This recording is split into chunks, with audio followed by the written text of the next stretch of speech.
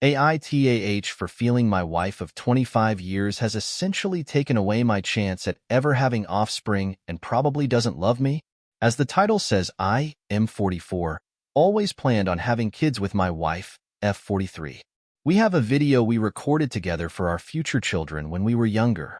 I didn't want to start until I was absolutely sure we were financially stable enough to support a kid.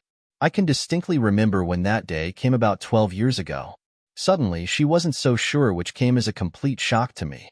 After much conversation, she agreed I'd make a great father, and we could finally stop using condoms. Yes, they were always required prior to that.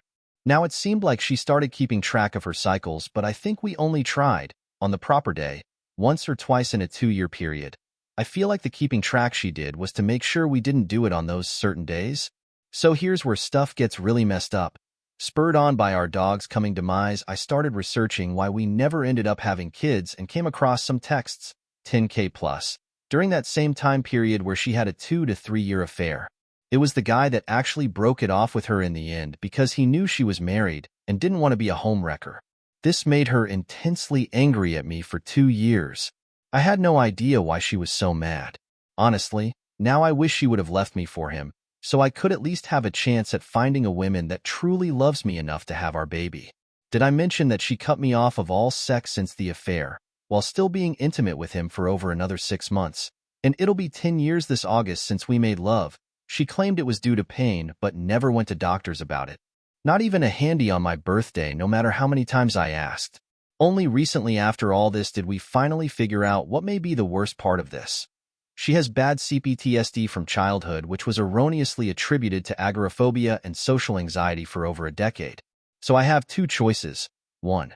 Stick with the women I've loved for over 25 years and help her recover from the CPTSD, or 2. Find a woman who loves me, and I love her. Enough to have kids in very short order. So Reddit. AITA? Edit. Well, I had no idea this post would get so many replies. Thank you, kind Redditors, for reinforcing what I figured you'd all say. Sigh. I'll read all the messages and reply when I'm back home in a couple of hours. Edit 2. So I'm seeing lots of questions about why I didn't do more during the last 10 years.